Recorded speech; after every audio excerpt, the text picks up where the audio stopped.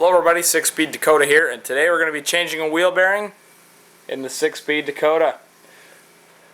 Now this thing's been howling for about 2 weeks now, and it's suddenly gotten worse lately. So essentially I know that I have to change it. Now a lot of people ask, how do you find a bad wheel bearing? Well, I don't really want to demonstrate right now, and you're going to have to pardon the noise because I got people pressure washing my house because they're going to be painting. And I don't want to have the door open and have to run my truck. But basically, for a front-wheel drive car especially, because this is what you'd be testing for on a front wheel bearing, you jack up the front end of the vehicle, only on the side which you suspect the wheel bearing to be bad. Now this only works with an open differential, so make sure you can spin the tire, because if you can't, as soon as you go to drive the vehicle forward, it's going to fall off the jack and cause damage.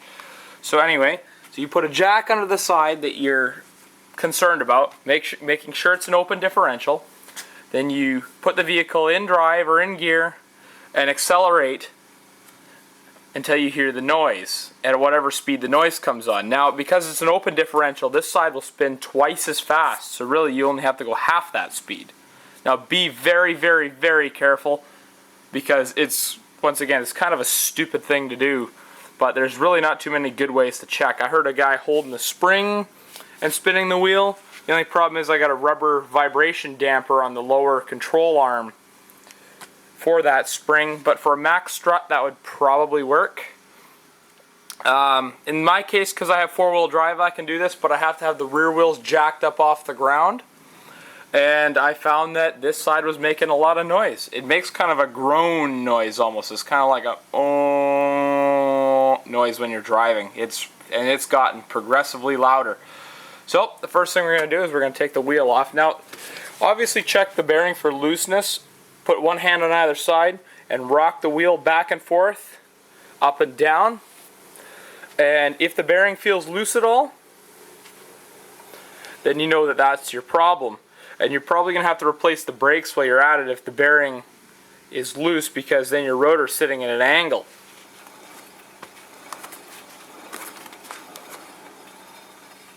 You can kind of hear it's a little bit gritty inside, but it's pretty loud when you're on the road at about 60 Ks. So anyhow, first step we're going to do is we're going to remove the wheel, which you see me done several times, so I'm not even going to bother to film it. Now, unfortunately, when life gives you lemons, you have to make lemonade. So what I've done is I've used an 1 7/16" socket. I need some paper towel to make it fit a little better.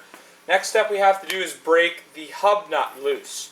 So what I had to do is I put in a stick or a piece of wood to wedge the brake pedal down so that it holds the brake on. So all I have to do is loosen this guy off. Oh. Sounds like we got company.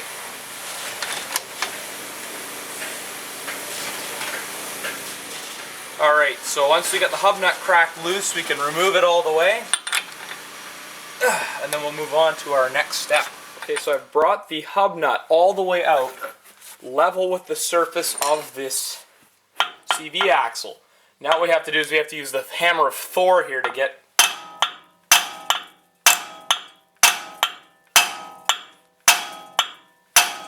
the CV axle out, and it doesn't look like it wants to come.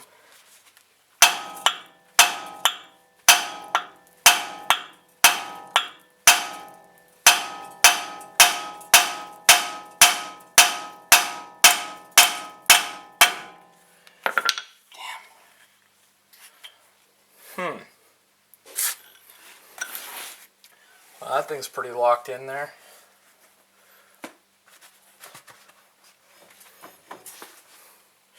Let's try spray some penetrating oil on it.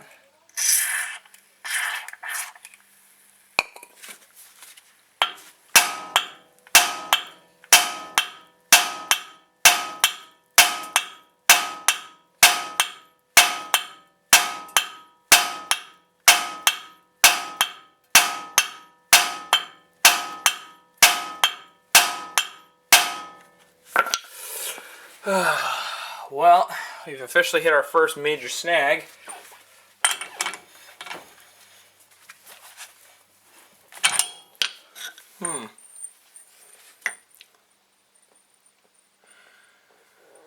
I don't know what to do.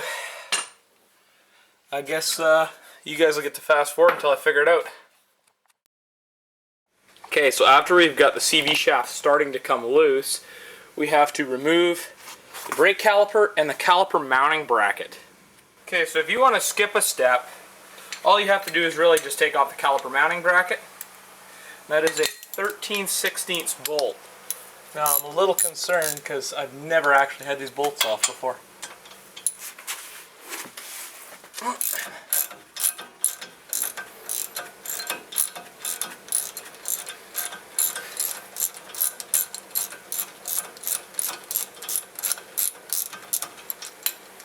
So there's one.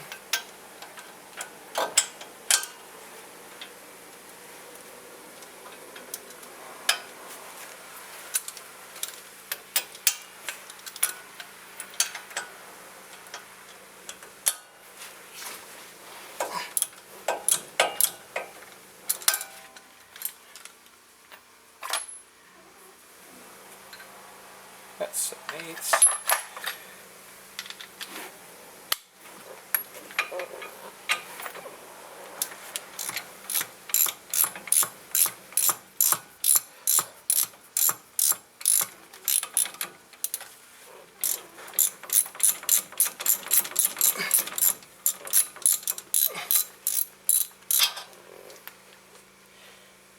Well, maybe I have. There seems to be anti-seize on them. I don't remember taking them off. Maybe that's when I was painting the calipers.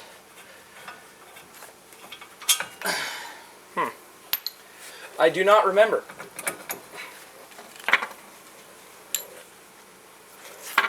That's weird.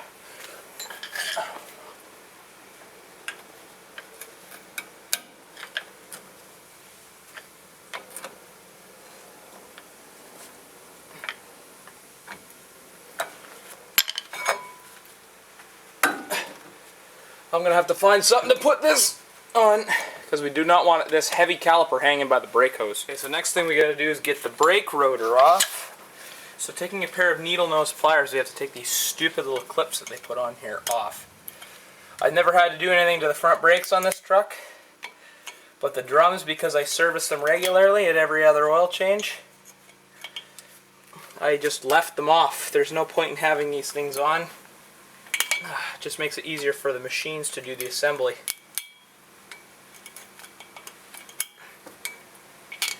So if you kind of get them loose, take them and twist them.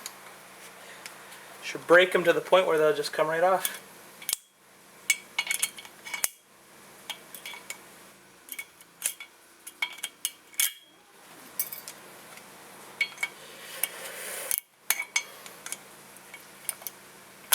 So don't give me hell for this. I do have a couple of spares for the ones on the drums.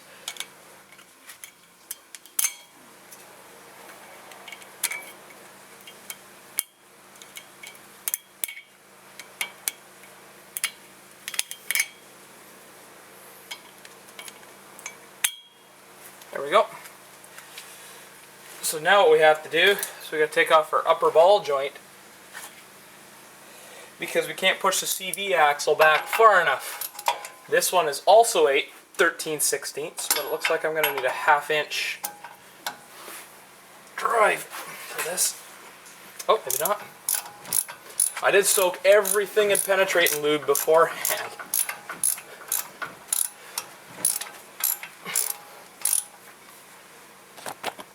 You guys can't see what I'm doing. So we're breaking loose the upper ball joint because we can't get the CV axle far enough back to get it out, so we have to tilt our steering knuckle forward, unfortunately. Guess before we get too far ahead of ourselves, we should pull the rotor off.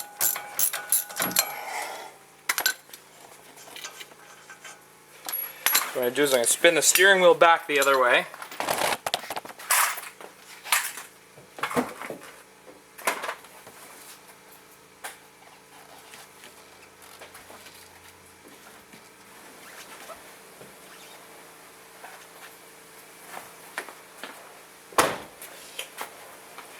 Next thing we gotta do is get this rotor off, which looks like it's gonna be fun. I guess it's not entirely necessary, but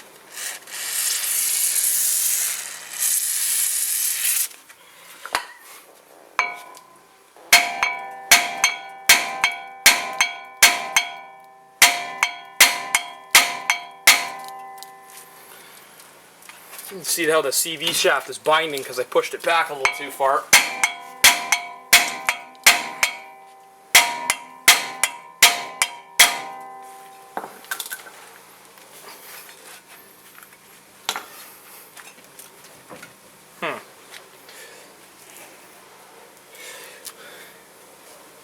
Plan B maybe? Alright, so off comes the rotor.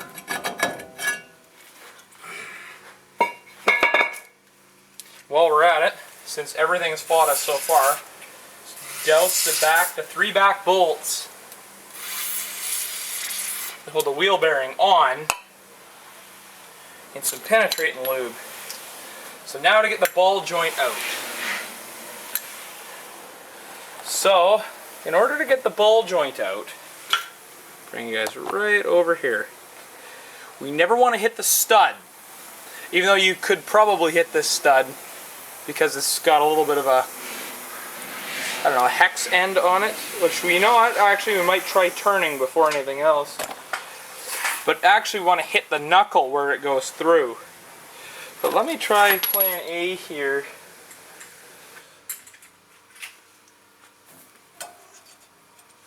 This guy is a 7/8.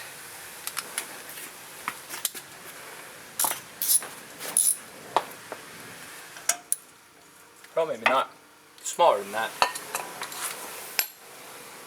7/16, my mistake.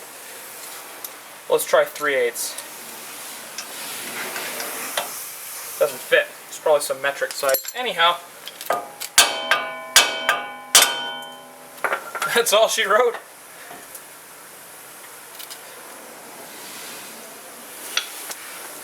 So, now, this should just come out, but it won't. Now I gotta get the CV axle out the rest of the way. Alright, so now what I'm gonna do is I'm gonna remove these 3 bolts. So there's one at the top, one at the back, and one at the front. Right there. They are a 7/8, I believe. So basically, yeah, we're just cracking those loose and we're just going to yank the bearing out instead. But if you didn't do what I just did and put the friggin' socket on the front, you could have probably pulled this CV axle out without a problem. So, but I've actually pulled the tie rod off so I can get in there a little bit better. But these bolts are pretty much a hammer, or the head on the bolts is pretty much a hammer fit with this, so you can be fairly certain that it's not going to come undone.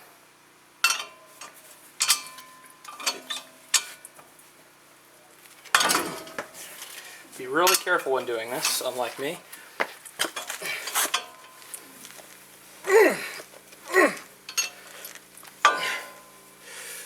There we go. All I'm really doing is just cracking them loose for right now.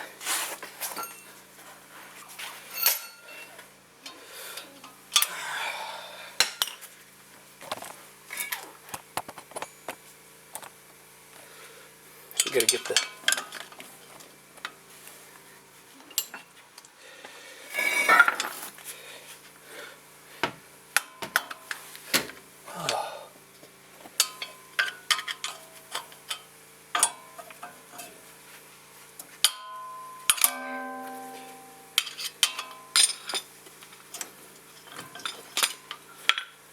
Alright, so now that we have all 3 bolts out, we're going to attempt removal of this bearing and hub assembly using the hammer of Asgard here.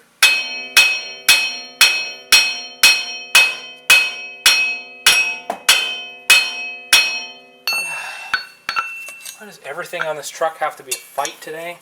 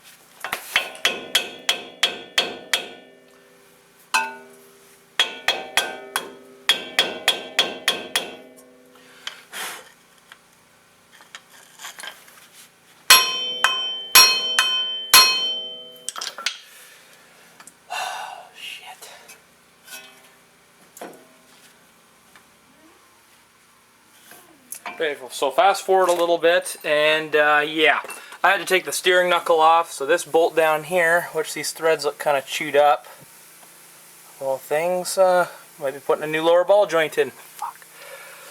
Beautiful. Anyhow, the CV axle, the threads are just chewed on it because it was seized into the bearing. So all you have to do is get a pry bar in behind there and pry it off. It's an external spline on there. I got one coming. And now we're going to go over the bearing and see if we can knock that one out. Right, so we're in the backyard now. I got a piece of 1 inch solid round bar.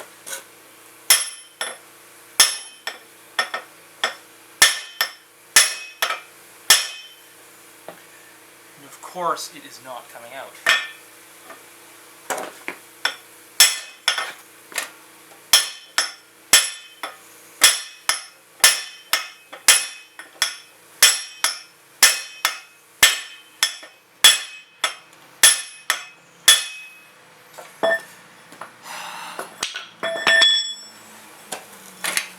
That looks like I might be taking it to a machine shop at this rate.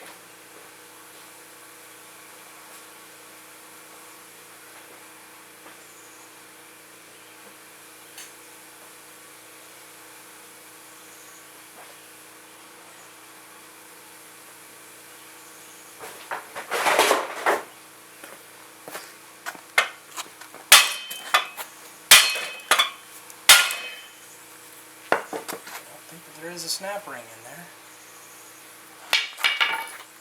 So before we continue, I think we should have a brief recap because I've kind of skipped a bunch of steps because this thing has been such a pain. So right now we are at the point where the knuckle is out. Stupid light. Where the knuckle is out, and I've actually taken the CV shaft out. But so what the frustration started when I had to use a socket to try and drive the CV shaft through in order to try and save the threads. Well, unfortunately, these threads are really buggered because unfortunately I could not save this thing. It was just so badly seized in there. I had to use a sledgehammer to get it out, which is the first time I've ever had to use a sledgehammer on anything in my shop here. So I also sacrificed my 15/16 socket to get this thing back out. So that was a bit of a waste of time and effort, but anyway, I'll show you how to get that CV shaft off. It's really not too hard. So because that socket was on the end of that, it was making it effectively quite a bit longer by about 1 inch. Probably can't see where my hand is. So yeah, I had to end up pulling the knuckle off to get the CV shaft out. And unfortunately I could not get the bearing out of the hub, or out of the knuckle, because it was so badly seized in there. And now I can kind of tell why that bearing was going bad, because everything in here was seized. So basically I had to remove the lower ball joint, the tie rod, and of course the upper ball joint here. And all I had to do was smack on the knuckle with a hammer where the, say right here where the ball joint goes through, or right here where the tie rod goes through. All you have to do is smack on the knuckle with a hammer. Don't hit the stud or anything else to try to get that out. Hit the knuckle or what it goes through. So anyway, as you can see, I have the bearing out of the hub. I had to pay a chunk of change to get a shop to press it out of there, because you can see just how badly rusted up this is. I tried every kind of penetrating lubricant. I tried a little bit of heat. The only thing that was getting this thing out was a hydraulic press, and even that was a fight. So we have our backing plate here, which is a little bit chewed up because I got hit a few times with a hammer. It's just a piece of stamp steel. It's not hard to fix. Oh, and the old bearing and hub assembly. You can just see how badly rusted this thing is. It had a few good hits on the backside with a hammer, or an air hammer, sorry. It's the first thing you did to try and get it out, and of course you can see the marks on the edges from where I just hit it as hard as I could with a sledgehammer to try to get it out. But now that that's out, we have a completely new hub assembly, complete with new studs. So before we get that on, we're going to clean the knuckle off, because obviously we don't want to install a new bearing on this rusty surface. Okay, so here's how you get the CV shaft in the event off in the event that you need to replace it. Take a pry bar, pop it in between the axle housing and the CV shaft. Just swing it a couple times. Oops. There's an actual retaining ring. Oops. There we go. Just slides right out. It's probably the easiest part of this entire job. There's actually this retaining ring here in the axle that holds it in place. That has to be, you have to overcome that. That's what you use the pry bar for. Okay, so let's clean up the knuckle and get this knuckle back together again. Alrighty, so now what we're gonna do is clean up the knuckle, using a little bit of solvent, because we definitely do not want to install this hub or knuckle. Sorry, I design industrial mixtures and I say the word hub a lot.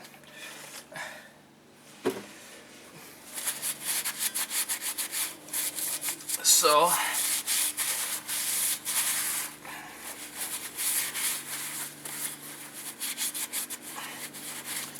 basically all we want to do is clean all of this grease from the ball joints and tie rod out of here. And of course we're going to want to get all that penetrating lubricant that I tried to use and failed with.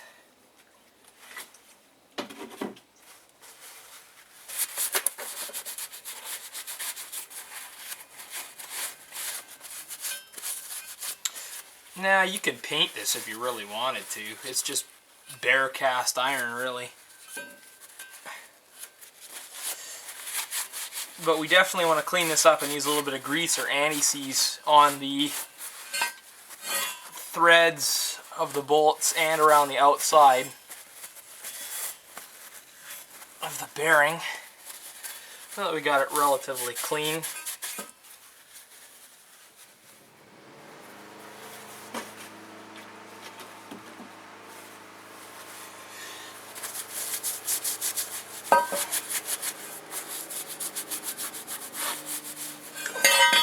Flip it over and continue to kind of give it a little spit shine.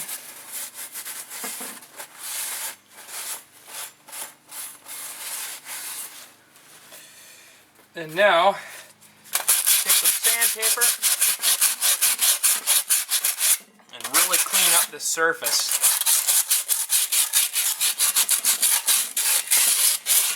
Now, if you don't want to do this by hand, you can use a wire wheel, which what I'm probably going to do is dig my wire wheel out. We want to get this surface good and clean. So that if we ever have to change this bearing again, it should just fall right back out. So I'm going to get the wire wheel and continue doing that, and I guess we'll fast forward till just after that. So now it's time that we put the dust shield and the hub back on again. My dust shield's a little chewed up, as you can probably see. It's good enough. I don't really care anymore. I just want this thing back on the road again. Okay, taking the bearing out, chewed it up a little. So, first thing we're going to do is we're going to take lots, and I mean, actually dig my finger in here, lots of anti-seize in here. We do not want to deal with this again. It's a little redneck way of doing it, but it's okay to be a little bit redneck. Plus my anti-seize is like solid, so I should actually go get some new stuff. I've had this stuff for years. Alright, so on the surface, now I've actually cleaned up the surface with a grinding stone, but yeah, I didn't like go hard on it and take any major material off. All I'm trying to do is just take off all of that rust. Do the same on the bearing surface. This is a brand new SKF bearing. It comes with everything. Studs, hub. It comes with everything but the bolts to put it in. And I believe that ours are still reasonably good.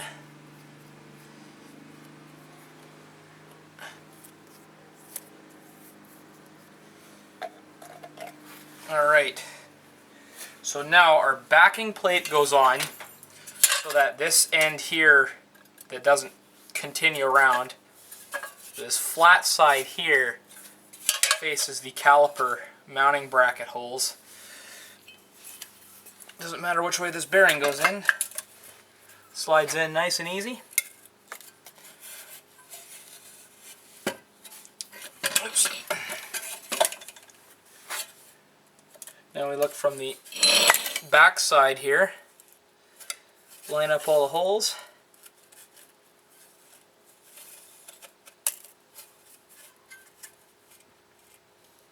There we go. Now all we have to do is take our bolts. Now these are special bolts. They're fine threaded. Put plenty of anti-seize on these. These actually came out with a 3/8 ratchet, believe it or not, but I'm not taking any chances again with the way that this thing is so beaten up. So plenty of anti-seize on the bolt. I believe it's some kind of metric bolt as well.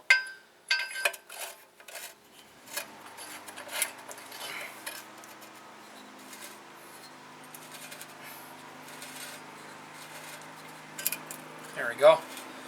Just kind of start the threads. Notice how this bolt is quite fine threaded. It's similar size to the one for the caliper mounting bracket, but definitely different threads on it. Again, just load the anti-seize on it.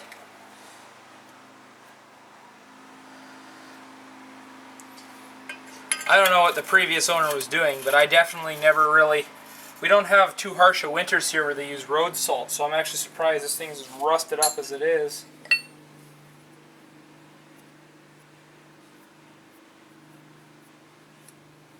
Okay, so once I get my hands cleaned off, we're going to finish tightening up the bolts. Alright, so now it's time to crank down these bolts. Now this is a 21mm head on the bolt.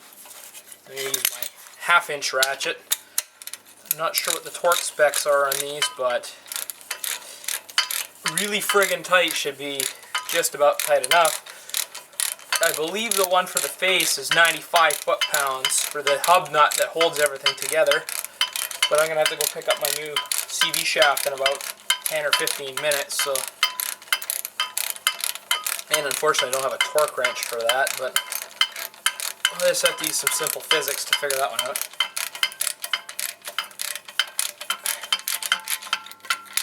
Now the reason why we use fine thread bolts is because they have more threads and can hold the torque better without backing off. Well, it turns nice and smooth, that's for sure.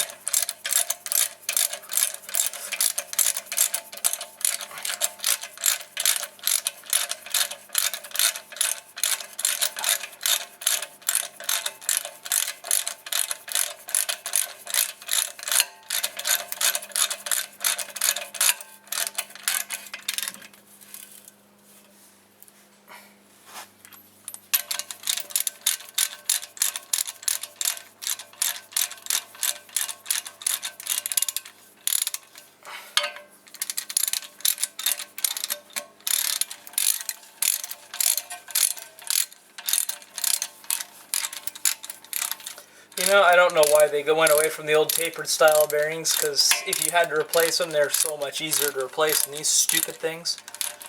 This job was supposed to be easy, and unfortunately, everything was so badly seized up that just didn't happen.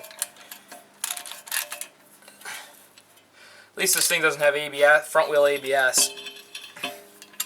Because if it did, well, that bearing would be a hell of a lot more.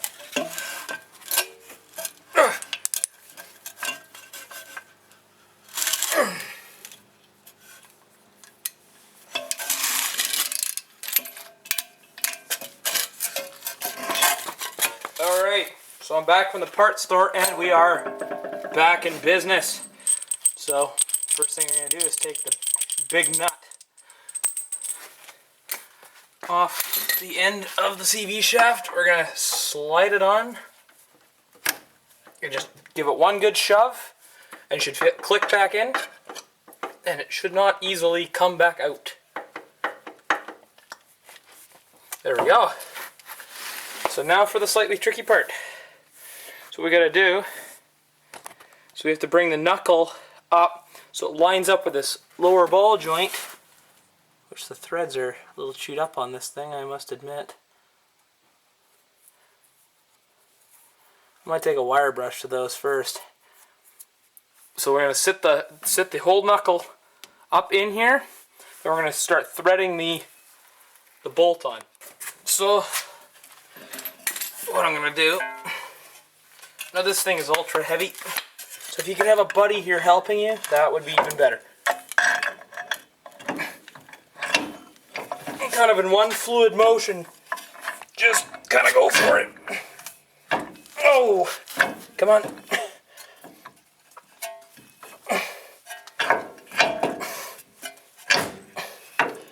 There we go. Now I'm going to hold it with my knee and attempt to rethread. That's the wrong one. Oh no. Now that we got the lower ball joint all bolted in, we're going to, so what I've already done is I've gotten the floor jack underneath the lower control arm and raised it up. Now it's just starting to lift the truck if I go any higher, unfortunately. Just gonna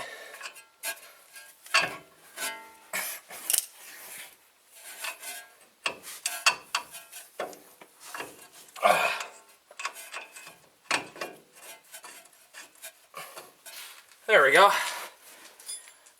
Oh. Now I can't for the life of me remember.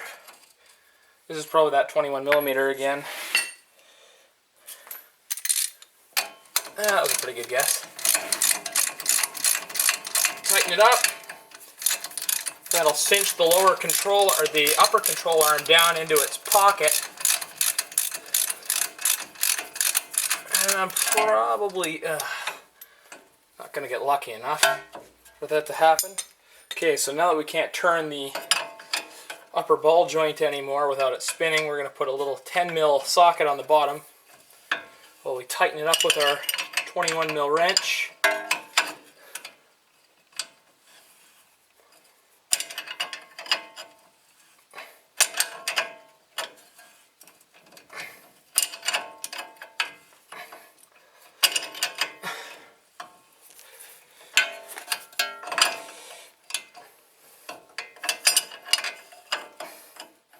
Alright, so now we're going to take our tie rod right here. I'm going to insert it up into the knuckle. There we go.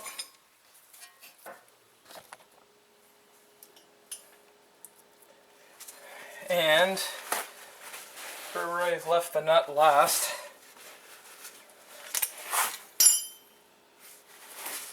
thread it back on. It is also a 21mm. Wherever I put my 1/2-inch ratchet. Oh, this place is becoming a mess.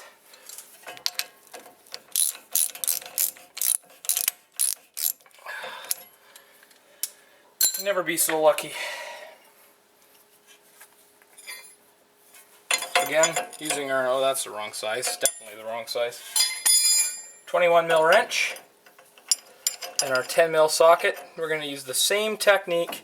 It's pretty much the same thing as the upper ball joint.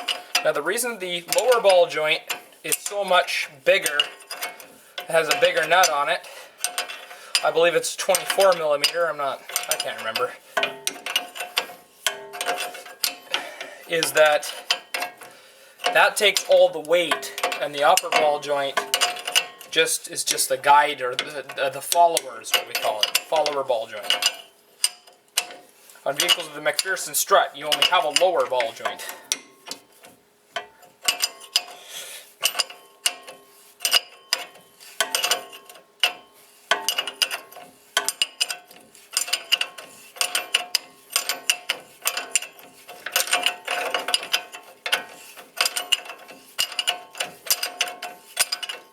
If any of your suspension components were worn out, now's the time to replace them.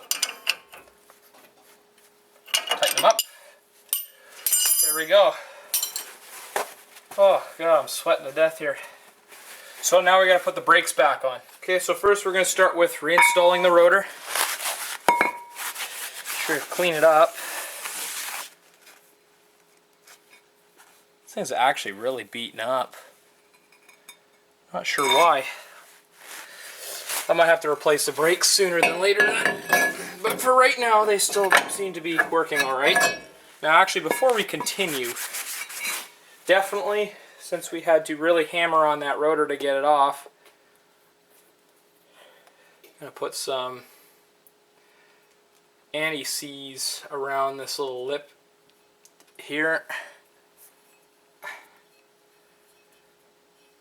There we go.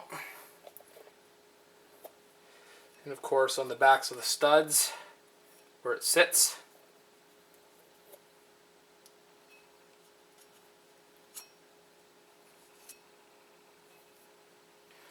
And we're going to do a little bit on the contact point of the rotor.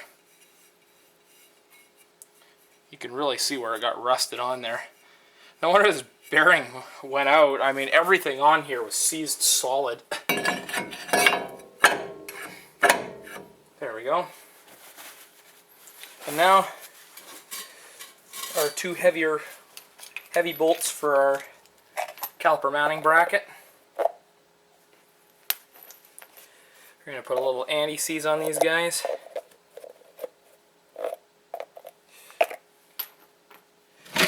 Okay, now what we're going to do, making sure our brake line is not twisted or anything. Slide that down on there. Trying not to damage my caliper paint job I did 2 years ago, and still looks okay.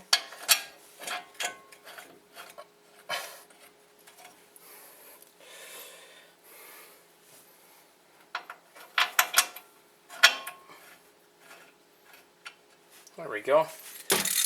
Now again with our 21mm socket,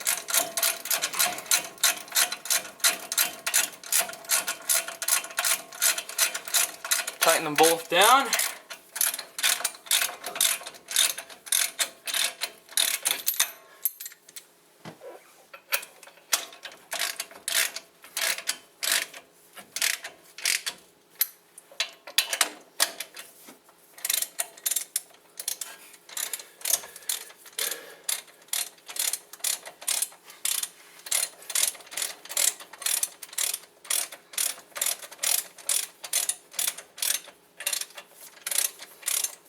Anti-seize is very important for this job, so you don't have to do what I just had to do to replace this stupid wheel bearing.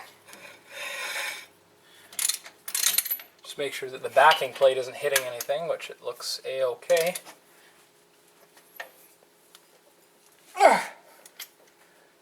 Make sure these bolts are good and tight, because they hold the brakes together, and I do a lot of heavy towing. There we go. She's all pretty much, there we go. She's all pretty much done. There's only one thing we have left to do, and that's put the center hub nut back on. Now, we're going to have to go wedge our big stick in the brakes again, or on the brake pedal. Yeah, I know, that's what she said. And we're going to tighten the center nut back up. Okay, so we got the brake pedal wedged down with the big stick. Now I'm going to take our socket that doesn't quite fit and make it fit again.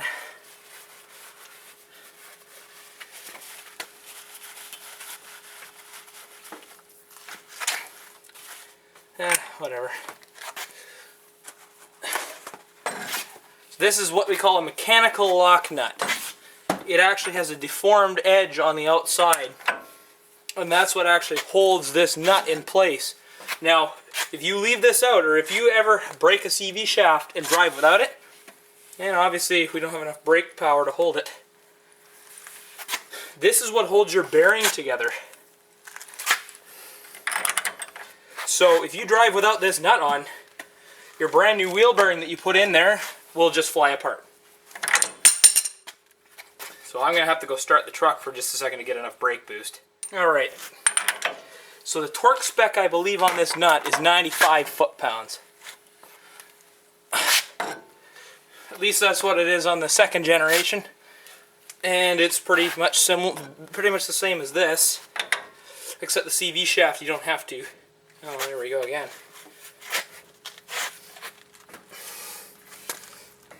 You get my point.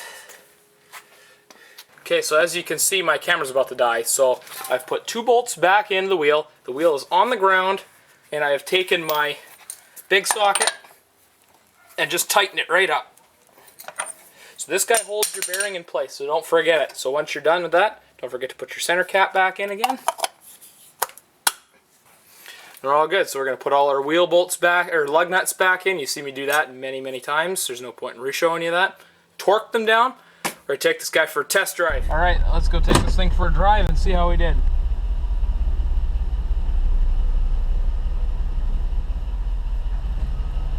Brakes work.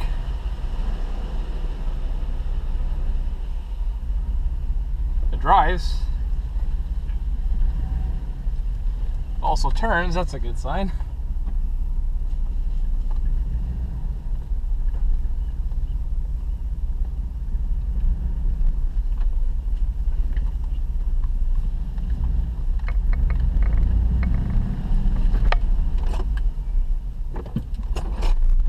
Sure the brakes work before we go.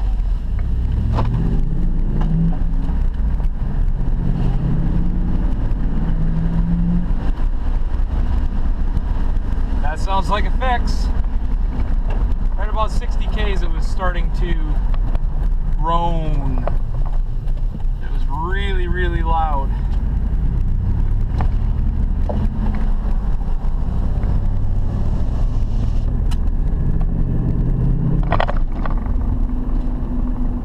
No more groaning noise. That is awesome. It also feels great. Now I don't feel any shimmies in the wheel or anything like that.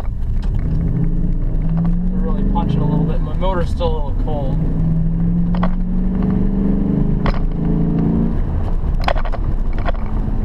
Nope, dead quiet. Perfect. This job was starting to get really costly.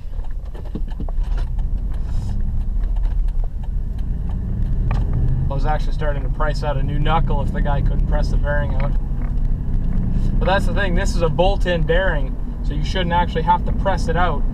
Apparently there's a trick where what you do is you put a socket or something on the end of the axle that will wedge up against the frame, is what he told me, and then you turn the steering and it should just pop the bearing out. But I don't know, it didn't really make sense to me. But we are looking good, sounding good, brakes work perfectly, there's no more groan. It was really howling, it was really, really bad before. So it looks like we have a fix.